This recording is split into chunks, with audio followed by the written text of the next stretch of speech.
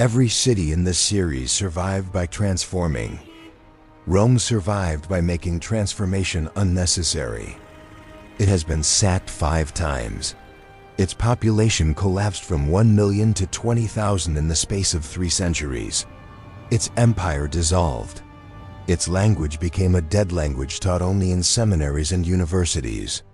Its political system was replaced, then replaced again, then replaced again. None of it ended Rome, because every system that replaced the previous one made the same calculation.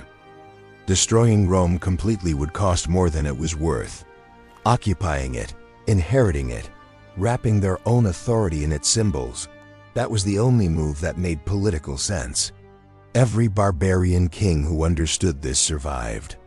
Everyone who didn't is remembered only as a footnote in someone else's story. Rome did not survive by being strong. It survived by being too expensive to erase. That is a survival strategy, and no other city on earth has executed it for as long as consistently, or at as high a cost to the people living inside it. The standard narrative of Rome is a story of rise and fall. A republic becomes an empire overextends. Barbarians arrive, the lights go out. That narrative describes the wrong organism. The Roman state fell. The city of Rome did not. What survived, what has been surviving for 27 centuries, is something more precise and more interesting than a city. It is a leverage point. Every system of power that has operated in the Western world since the 1st century BCE has needed Rome to legitimize itself. Not the Roman army, not the Roman economy. The name, the accumulated symbolic weight of the place itself.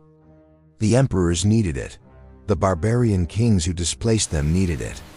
The Catholic Church needed it. The Holy Roman emperors needed it. Napoleon needed it. Mussolini needed it. Rome functions like a legal precedent that every subsequent authority cites to validate its own claims.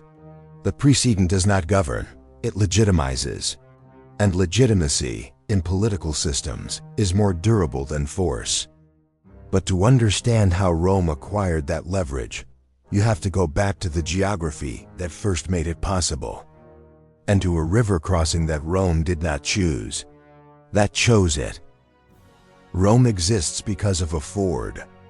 The Tiber River has one point in its entire length where it narrows and shallows enough to cross on foot. One point where an army, a merchant caravan, or a traveling shepherd could move between the northern and southern halves of the Italian peninsula without a boat. That crossing point was surrounded by 7 hills, high enough to see approaching threats from every direction. Defensible, controlling the crossing, which controlled movement on the peninsula, which eventually controlled the peninsula itself. The Romans did not choose this geography. They grew from it. By the 6th century BCE, the settlement on the Palatine Hill had been inhabited for 300 years.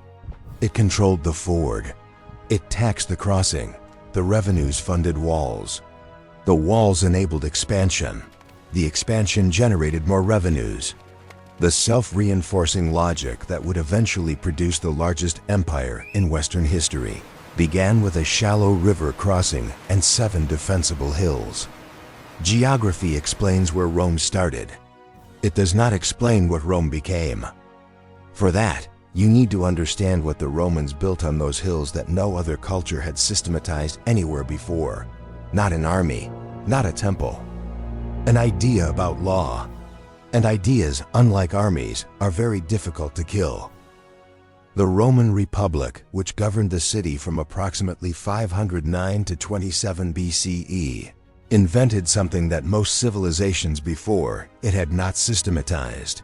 The idea that political authority derived from institutions rather than from individuals. The Senate, the consulship, the tribunes, the courts. These were imperfect institutions, controlled by aristocratic families, systematically excluding women and slaves, capable of tremendous cruelty. But they were institutions. They outlasted individual rulers. They transferred power through process rather than through conquest. A senator named Cincinnatus was plowing his field across the Tiber in 458 BCE when messengers arrived to inform him that Rome needed a dictator, an emergency executive with total authority to defeat an invading army. He was appointed, crossed the river, defeated the enemy in 15 days, and returned to his field. He resigned the dictatorship voluntarily. The Romans told that story for 5 centuries. Not because it was typical, it wasn't, but because it described what the system was supposed to be. Authority held temporarily, in service of the institution, returned when no longer needed.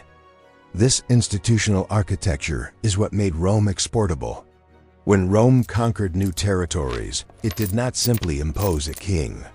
It extended its legal and administrative systems. Provincial cities received Roman law. Local elites were absorbed into Roman citizenship.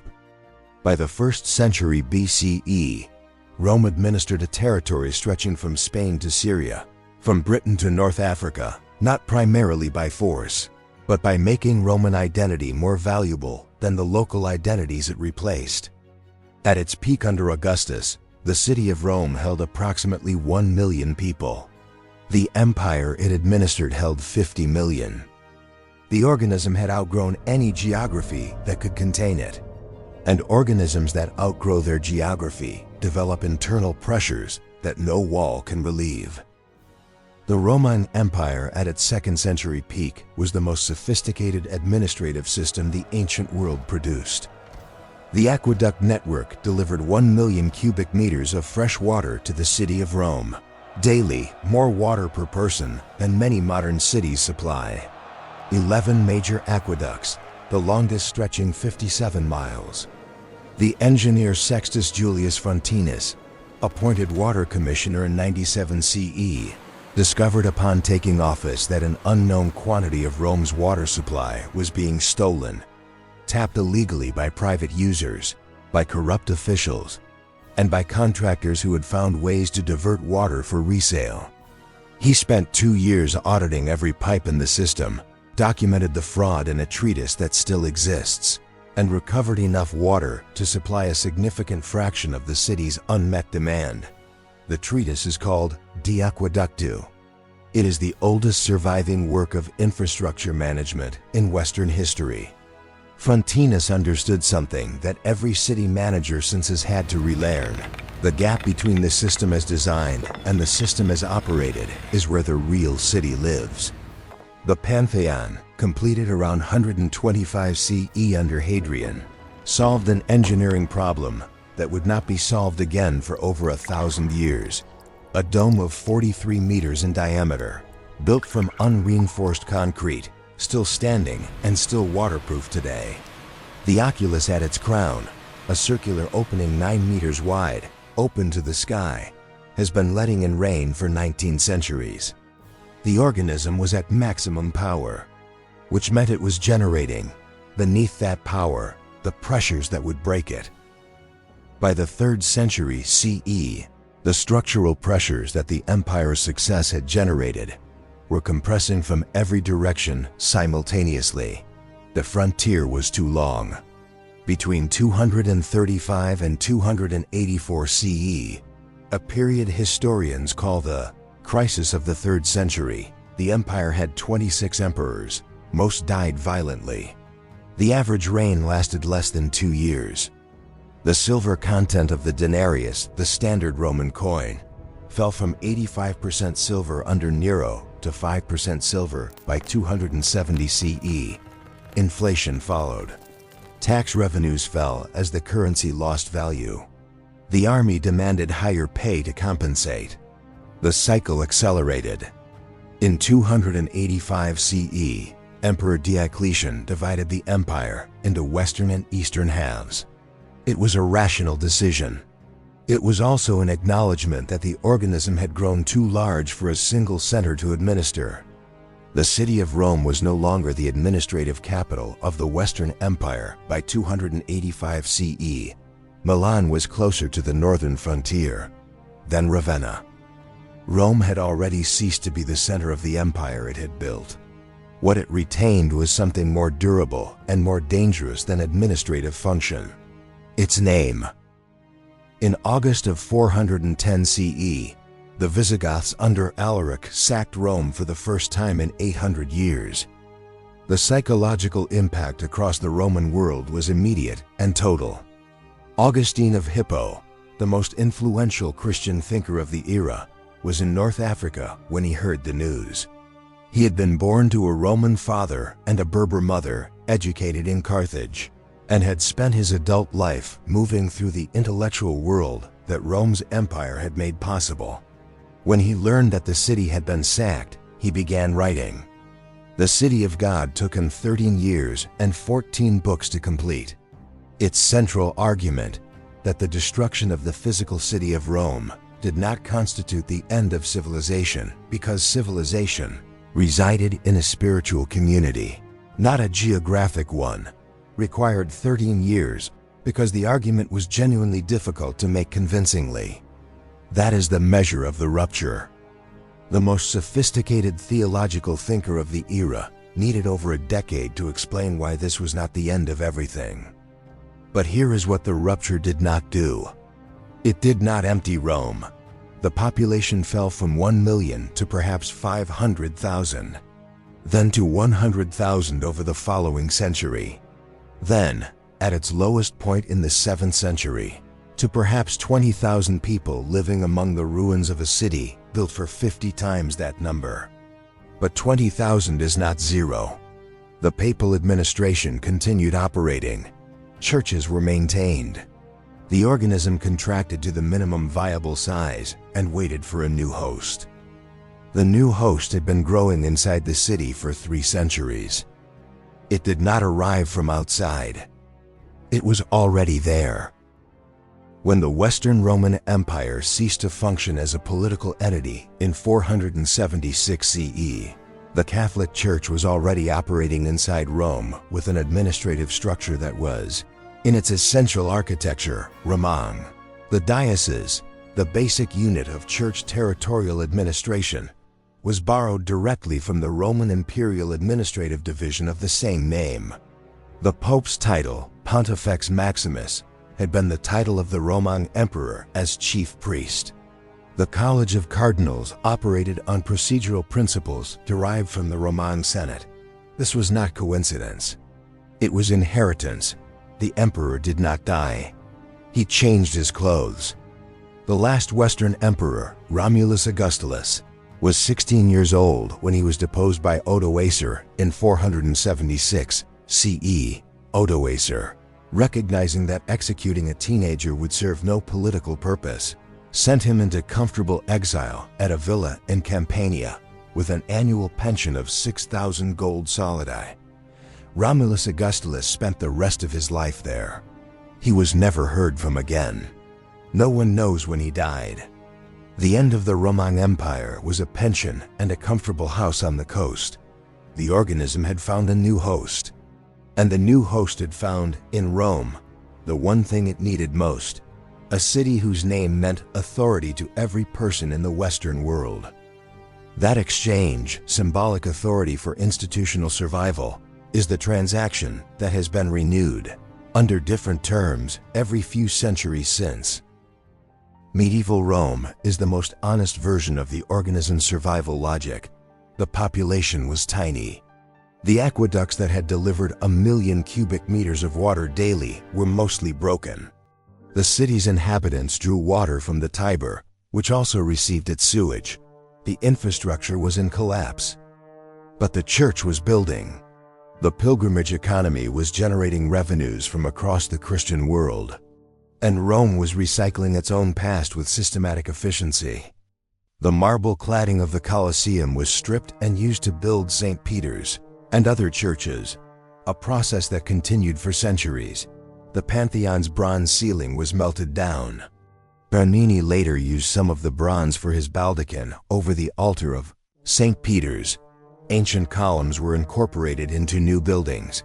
Imperial brick was reused in medieval construction. The organism was consuming its previous form to generate its next one. 2 structural elements remained untouched throughout this process: The papal see, permanently anchored to the specific city.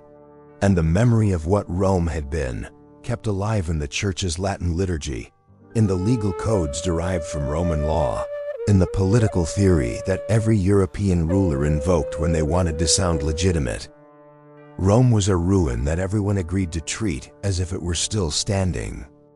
And that agreement was politically as powerful as the original city had been. In the 5th century, the papacy returned to Rome after 70 years in Avignon, France, the Babylonian captivity of the Church, and found the city in physical decline. What followed was the most deliberate act of urban self-invention in Western history. Pope Nicholas V, elected in 1447, articulated the strategy directly. A magnificent Rome, he argued, was theologically necessary. If pilgrims came and found ruins and poverty, they would doubt. If they found splendor, they would believe. Architecture as theological argument. The city as proof of God's continued favor. Michelangelo refused the Sistine Chapel commission for 3 years. He was a sculptor, not a painter, and told Pope Julius II as much directly. Julius was not accustomed to being refused. Michelangelo was not accustomed to being intimidated. The argument between them continued for months. Julius eventually prevailed, partly through persistence and partly through a payment structure Michelangelo could not decline. Michelangelo spent 4 years on his back on the scaffolding. When he climbed down in 1512, he could not read a letter held at arm's length without tilting his head back at the angle he had held it for 4 years. The ceiling he produced is the most visited artwork on earth. Julius II, who commissioned it, is remembered primarily because of it. The biological contract was being renewed. The Church used Rome's accumulated symbolic authority. Rome used the Church's institutional resources to physically rebuild itself. The transaction was working.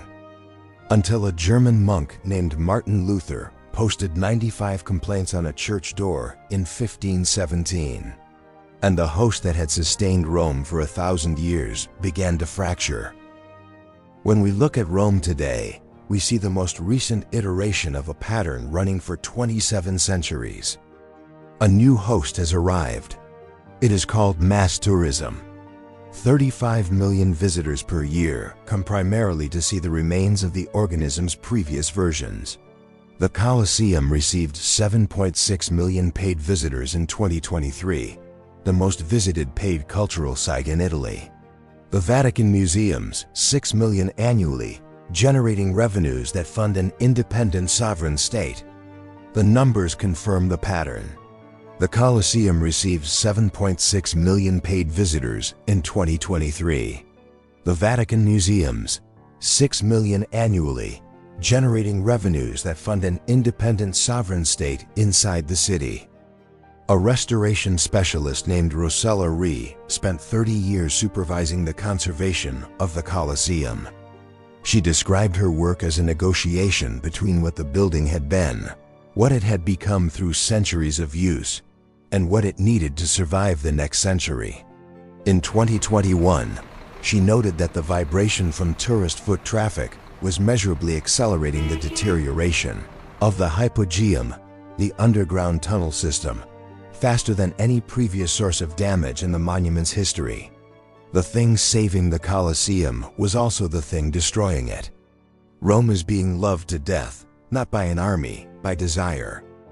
The organism that survived Visigoths, Vandals, the Black Death, Napoleon, and 2 world wars is now contending with the smartphone camera and the 2-day city break.